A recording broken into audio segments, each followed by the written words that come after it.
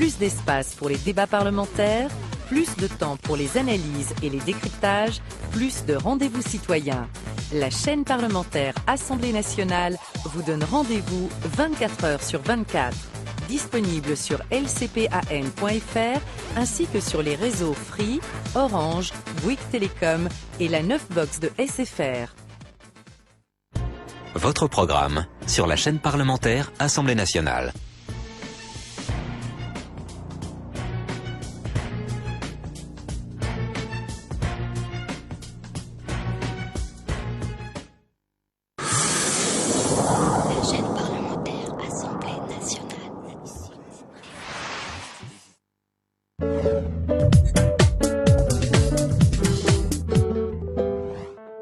Le jeudi, Public Sénat vous transporte en Europe et dans le monde.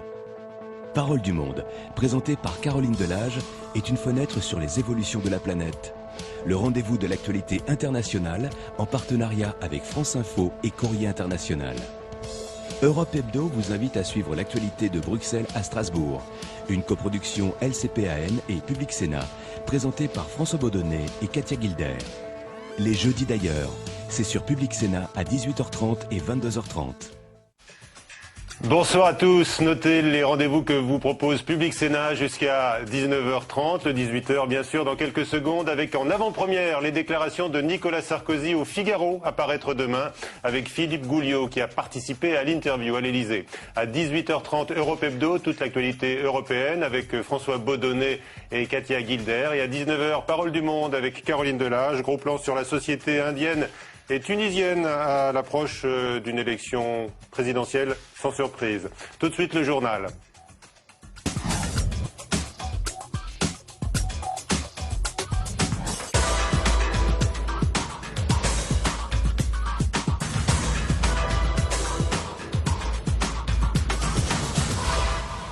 Toute l'actualité politique et parlementaire de ce jeudi 15 octobre, c'est le 18h. Voici les titres. Il est revenu par surprise. Nicolas Sarkozy était à Gandrange cet après-midi pour rencontrer les salariés d'ArcelorMittal qui lui reprochent ses promesses non tenues après la fermeture de l'acierie. Les révélations très embarrassantes du Times, les 10 soldats français tués en Afghanistan l'an dernier auraient été mis en péril par les pratiques de l'armée italienne accusée de payer les talibans pour maintenir la paix.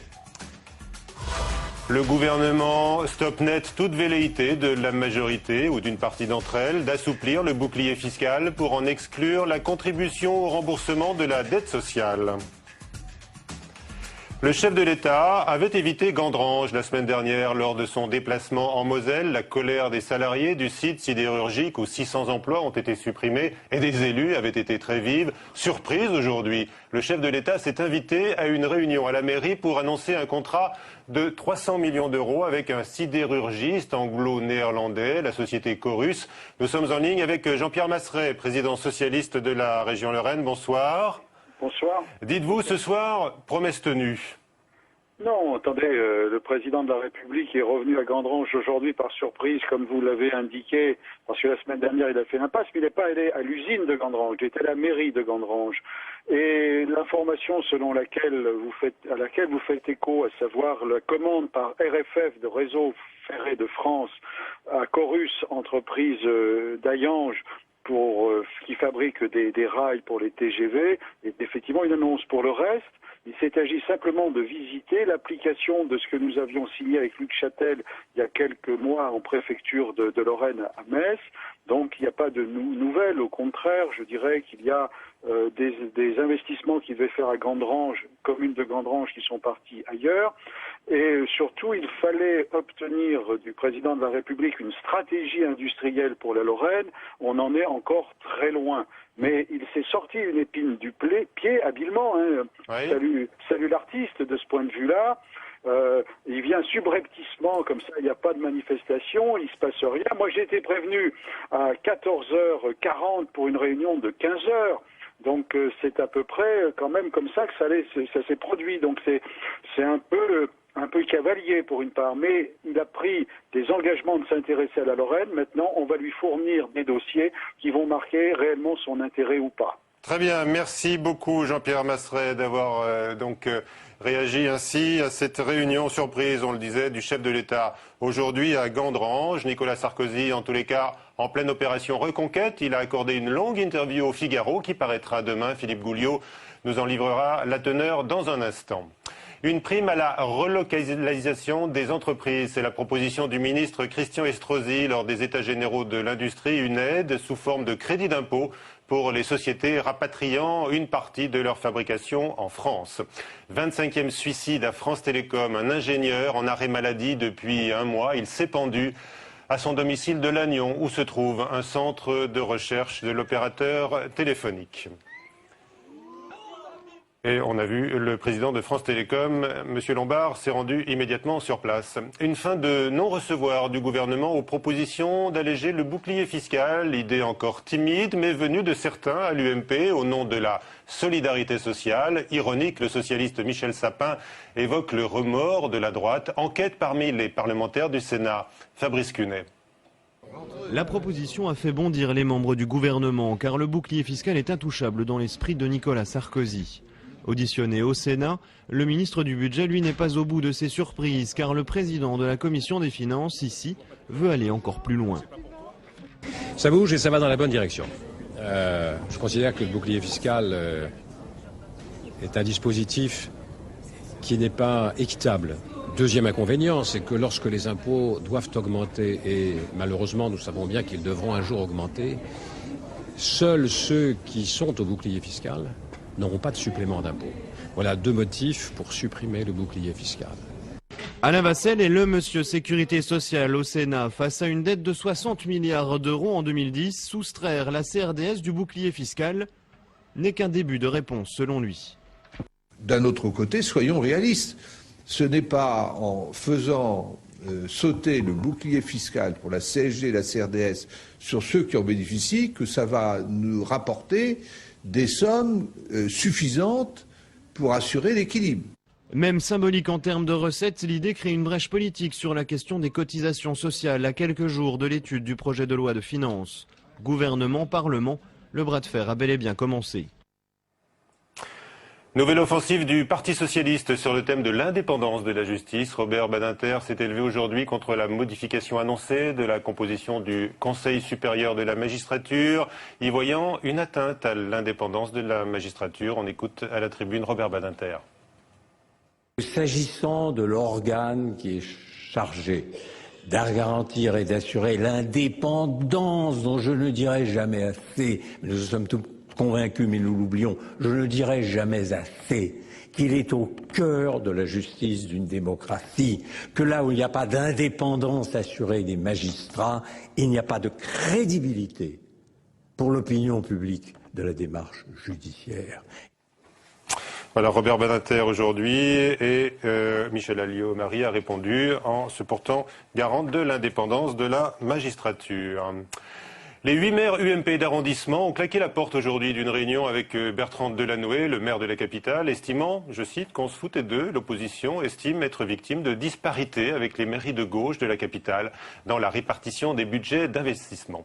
Un rapport qui semble satisfaire tout le monde, jusqu'aux associations qui dénoncent la dangerosité des ondes. L'Agence française de sécurité sanitaire de l'environnement n'avance pas de preuves formelles sur leur nocivité, mais recommande toutefois une conduite prudente. Sandra Cerquera. 2 ans de travail, un rapport de 500 pages et une belle incertitude en bout de course. Les ondes électromagnétiques ont bien des effets sur l'organisme, mais impossible pour l'instant de trancher sur les véritables risques pour la santé. On a quelques éléments aujourd'hui clairs sur des effets biologiques. Ce qu'il faut comprendre, c'est que c'est des effets encore in vitro, encore extrêmement ténus, que nous considérons comme pas suffisants pour qualifier un mécanisme d'action sanitaire, c'est-à-dire pour parler d'une pathologie. L'Agence française de sécurité joue donc le principe de précaution, une étape importante mais insuffisante pour les associations de défense qui dénoncent le résultat des études retenues pour ce rapport. Si la majorité démontre la non-dangerosité, un petit nombre constate des effets sur les fonctions cellulaires. À partir du moment où lorsqu'on sélectionne les études en fonction de leurs résultats, on en garde beaucoup plus de solides quand il n'y a pas d'effet, ça déjà, ça me semble critiquable. Il y a des intérêts économiques et financiers en jeu très importants qui freine forcément la progression de la connaissance. Pour l'AFSET, c'est au téléphone portable, première source de radiofréquence, que doit aller la priorité. De la prévention auprès des ados à l'information obligatoire des acheteurs de mobiles sur le niveau d'exposition de chaque appareil. Le Parti socialiste et les Verts ont décidé aujourd'hui de demander la création d'une commission d'enquête parlementaire sur le nucléaire après l'annonce de la sous-estimation de dépôt de plutonium sur le site de Cadarache dans les Bouches-du-Rhône, une sous-estimation qui a été dénoncée par l'autorité de sûreté nucléaire.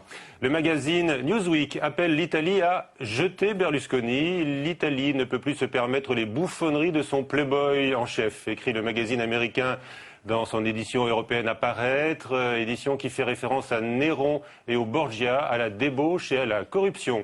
Fin de citation de Newsweek. La suite du 18h, séquence décodage, l'opération reconquête de Nicolas Sarkozy.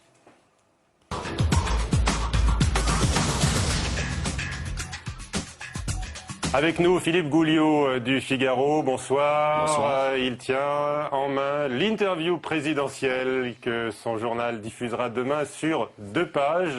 Longue interview, long entretien réalisé hier à l'Élysée, hier après-midi. Avec nous également Jérôme Sainte-Marie de l'Institut de sondage ISAMA. Alors d'abord, Philippe Gouliot, le Figaro publie donc une longue interview du chef de l'État. Qu'est-ce qu'on y trouve ? On y trouve beaucoup de choses. D'abord une partie politique assez longue. Il revient sur toutes les polémiques actuelles.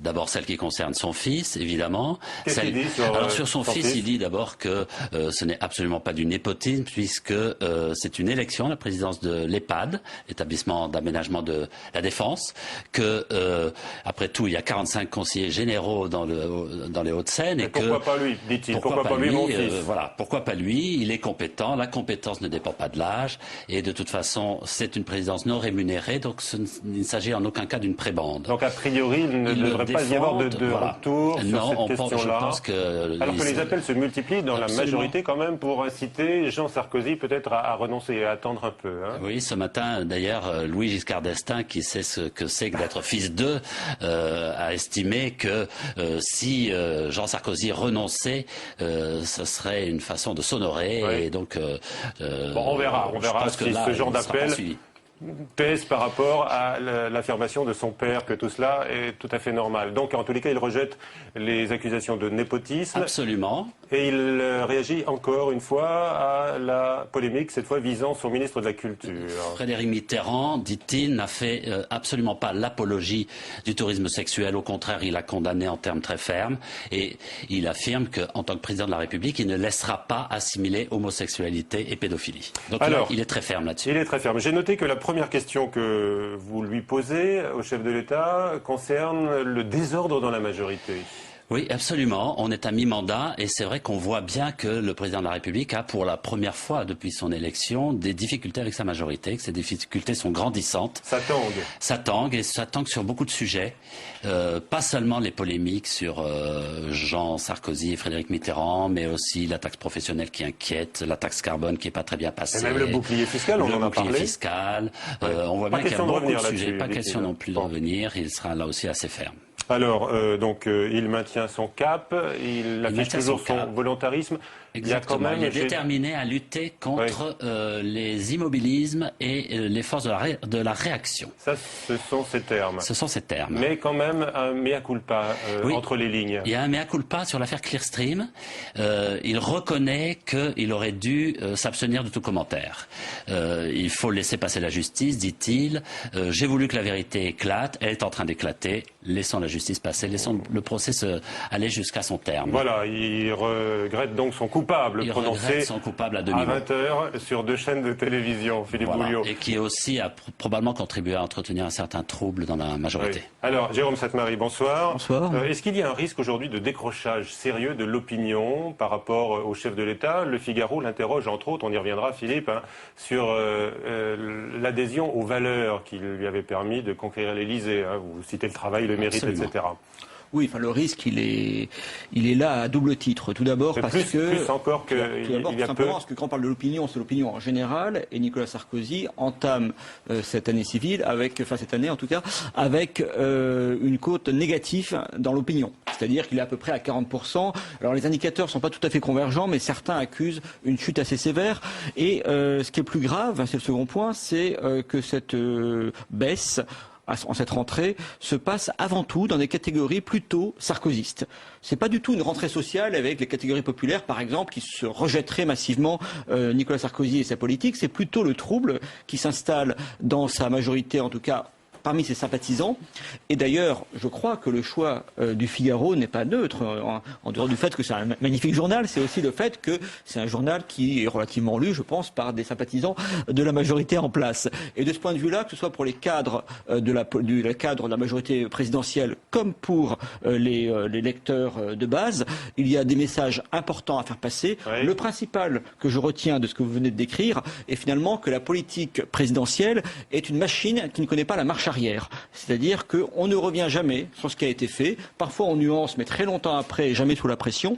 C'est important aussi pour les réformes sociales. Immédiatement, c'est quand même plutôt quelque chose qui pénalise dans l'opinion à très court terme. Mais à moyen terme, lorsqu'il y aura des réformes dans le champ social, face à des mouvements sociaux qui pourraient être importants à faire passer, c'est bien sûr quelque chose qui est très important. C'est un atout qui est engrangé actuellement sur des polémiques qui sont à la fois périphérique, mais en même temps, à mon avis, on pourra peut-être y revenir, à mon avis, très lourd de conséquences sur l'opinion. Allons-y. Tout simplement. Le FIS, mais tout le reste. D'une part, effectivement, ça a commencé avec l'Airstream, c'est-à-dire avec la polémique qui s'installe au sein même de la majorité. Alors, certes, Villepin n'est plus réellement dans le jeu politique, mais enfin, il a été populaire. Il a été le Premier ministre de Jacques Chirac, qui est très populaire. Il fait partie de la famille, en quelque sorte. Et voir étaler les affaires de famille de manière aussi véhémente, eh bien, ça a été jugé par l'opinion de droite un peu excessif. Alors, vous dites que Nicolas Sarkozy a choisi à dessein le Figaro. C'est intéressant, Philippe Gouliot. Je suppose. Bien sûr, bien évidemment, rien n'est laissé au hasard. Mais je note quand même, Philippe Gouliot, effectivement, que les lecteurs du Figaro, qui vous consultent en tous les cas et qui interviennent sur Internet, sont très critiques actuellement sur la nomination du fils Jean. Oui, il y a énormément de commentaires sur les papiers que nous faisons et que nous mettons sur le site sur cette affaire.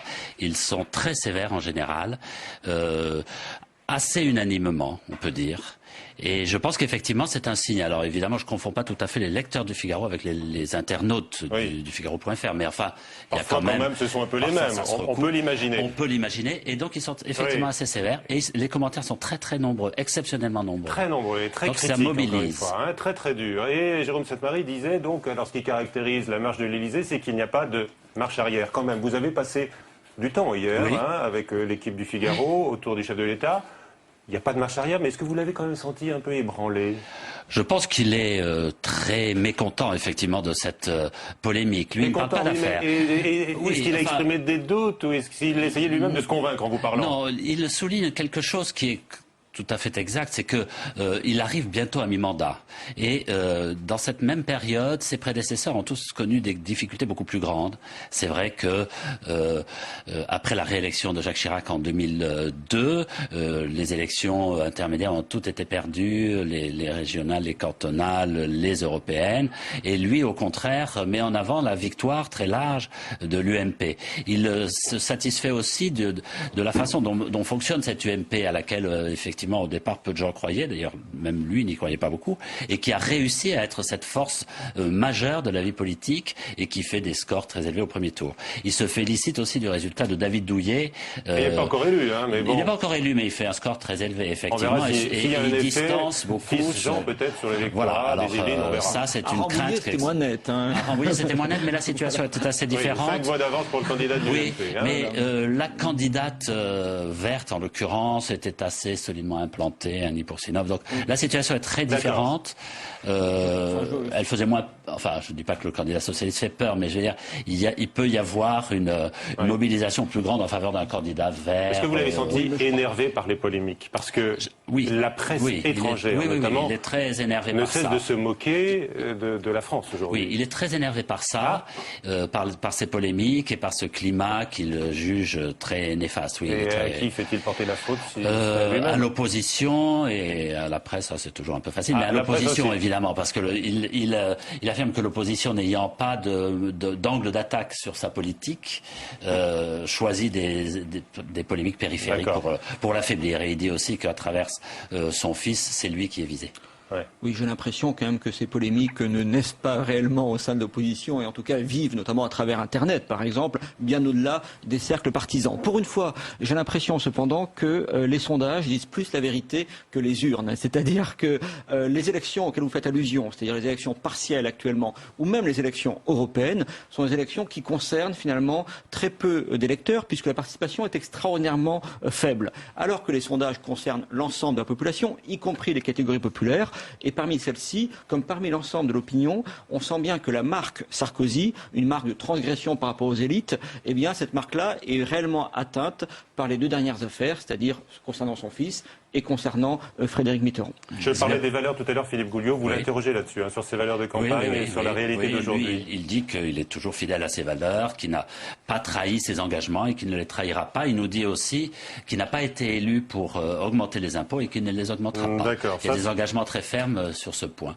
Donc ça, c'est pour ceux il défend dans la taxe majorité. carbone en disant que c'est grâce à l'engagement de la France en faveur d'une fiscalité écologique que peut-être à Copenhague on avancera, de même que au G20 à Pittsburgh, on a avancé grâce à l'engagement de la France. Voilà, donc pas de doute ni d'autocritique, sauf sur ses prises de parole intempestives. Il le dit lui-même sur l'affaire Clearstream. Mais tout de même, le besoin d'aller dans les médias pour dire qu'il n'y a pas de doute, ça prouve bien qu'il y a un petit problème.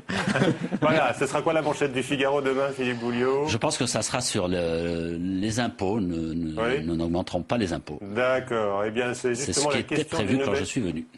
Merci à tous les deux. C'est justement la question du nouvelops.com, notre partenaire. Êtes-vous favorable à l'abrogation du bouclier fiscal? Vous êtes 250 votants et pour l'instant vous dites oui à 89%, non à 8%. La suite du 18h, 3 questions à Jacques Gauthier après les accusations très graves, vous le savez, visant le contingent italien en Afghanistan, une sorte de troc financier avec les talibans qui aurait coûté la vie l'an dernier à 10 soldats français. Décodage.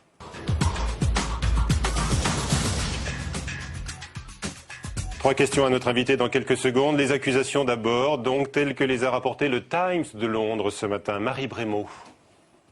La mort des 10 soldats français tombés dans une embuscade en Afghanistan en août 2008 aurait-elle pu être évitée? Selon le Times, les militaires italiens chargés de la pacification du district de Surobi, à l'est de Kaboul, monnayaient la paix dans la région avec les talibans. Les Français non informés de la pratique auraient mal estimé le risque de leur mission. Des informations formellement démenties par Rome, mais depuis la parution de l'article du quotidien britannique, plusieurs voix s'élèvent contre l'opacité des actions menées en Afghanistan. Il serait intéressant quand même de savoir la vérité. Et je pense qu'il faut un débat par rapport à ce qui s'est passé, certes, et puis il faut un débat sur la situation en Afghanistan de façon générale. Il faut un vrai débat. Le Parti socialiste réclame l'audition du ministre de la Défense Hervé Morin afin d'éclaircir les points d'ombre. C'est la présence même de la France en Afghanistan depuis 2001 qui semble être remise en cause. Un haut gradé afghan affirme aujourd'hui que beaucoup de pays de l'OTAN, à l'exception de la Grande-Bretagne et des États-Unis, versent des pots de vin aux talibans. Avec nous, donc, Jacques Gauthier, bonsoir. Bonsoir. Vous êtes sénateur UMP des Hauts-de-Seine et spécialiste des questions de défense. Alors, ce sont des accusations qui posent quand même beaucoup de questions et qui créent le trouble. Comment vous réagissez d'abord? Écoutez, je crois d'abord qu'il faut être particulièrement prudent lorsqu'on reçoit ce type d'informations. Le Time est un journal sérieux, on ne connaît pas ses sources, et il est évident qu'il peut y avoir manipulation ou simplement erreur d'appréciation sur ce genre d'informations. Cela mérite donc d'être pris avec beaucoup de précautions. Je remarque d'ailleurs que le gouvernement italien a démenti, et on le comprend. Ah bah oui, on ne peut pas avouer, c'est inavouable. Hein. Le gouvernement français a émis des réserves, et on imagine mal réellement que cela se fasse de façon aussi importante dans ces conditions. Donc je crois qu'il faut être très très prudent et attendre d'en savoir un petit peu plus pour aller plus loin. Alors pas dans ces conditions aussi importantes, dites-vous, mais ça se pratique effectivement. Des sources de l'OTAN donnent crédit à ces pratiques qui ne concerneraient pas, dit-on, les forces britanniques et américaines. Alors, je crois que là aussi, il faut faire attention, puisqu'on a maintenant 2 déclarations. Une d'une source OTAN qui dit « c'est pas les pays de l'OTAN, c'est les Afghans », et une source afghane qui dit « c'est pas les Afghans, c'est certains pays de l'OTAN ». Donc il faut éviter le jeu de ping-pong auquel on assiste actuellement, et c'est peut-être finalement l'objet de cette information. La question qu'on peut se poser, est-ce qu'il s'agit d'une manipulation des talibans? Puisqu'on sait très bien qu'ils ne gagneront pas la guerre, militairement et que leur solution pour eux, c'est qu'on la perde psychologiquement, c'est-à-dire que les opinions publiques obligent les gouvernements à rapatrier les troupes.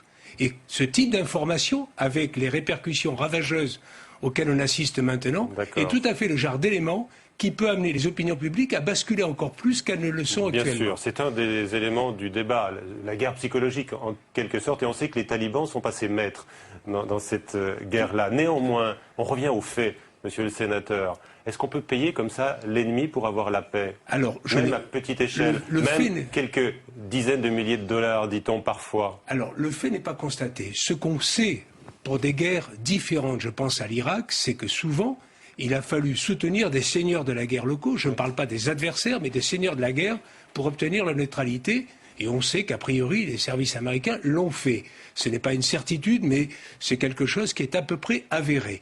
Est-ce que cela se réalise aussi en Afghanistan? Vous savez qu'il y a Al-Qaïda, il y a les talibans, il y a aussi un certain nombre de seigneurs de la guerre qui ont des petits trafics, qui ont envie de rester tranquilles.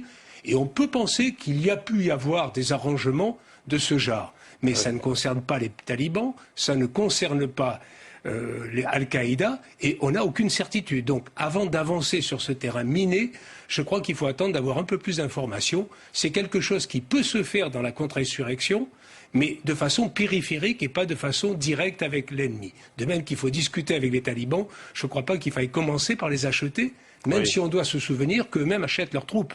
C'est-à-dire qu'aujourd'hui, les talibans paient leurs soldats 3 fois plus cher que ce que le gouvernement afghan paie les siens. Donc on voit bien que l'argent intervient, mais aujourd'hui il est beaucoup trop tôt pour tirer des conclusions de cette simple information. Est-ce que l'armée française est au-dessus de tout soupçon? Je le pense sincèrement. J'imagine mal que la France participe à ce genre d'opération. C'est pas trop...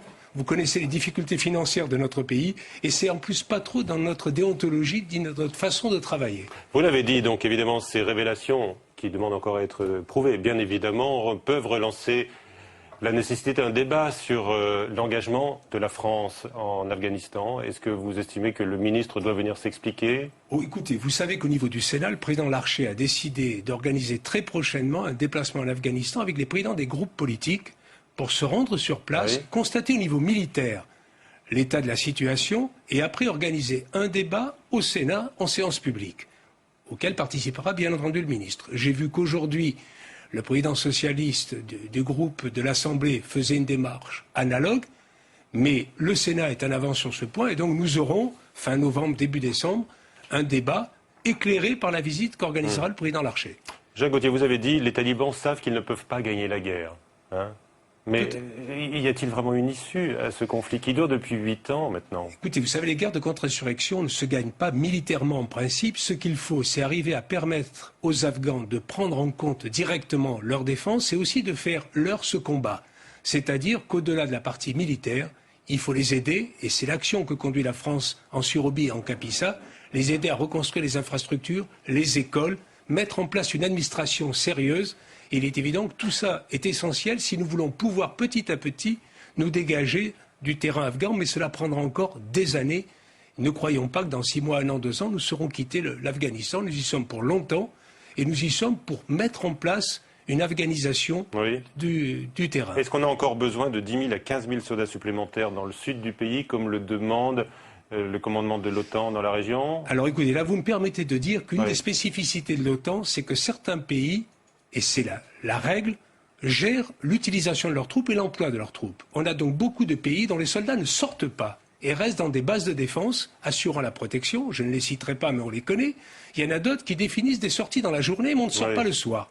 Et puis il y a quelques pays, la France, l'Angleterre, le Canada, les États-Unis bien sûr, dont les troupes sont sur le terrain 24 heures sur 24. C'est peut-être là qu'on peut revoir une réorganisation en essayant de convaincre certains de nos amis que les troupes peuvent aussi sortir des forteresses. Très bien, merci. Et vous êtes bien sûr déjà allé sur place, vous avez déjà témoigné à ce micro. Je ne doute pas que j'y retourne très prochainement. Certainement, donc avec cette mission qui a été annoncée. Merci beaucoup de ces explications. À suivre dans un instant Europe Hebdo, toute l'actualité européenne avec François Baudonnet et Katia Guilbert. Une dernière minute, on apprend que le Sénat a voté la réforme du Conseil supérieur de la magistrature dont on débattait tout à l'heure dans le journal de 18h avec l'intervention remarquée sur ce sujet de Robert Badinter.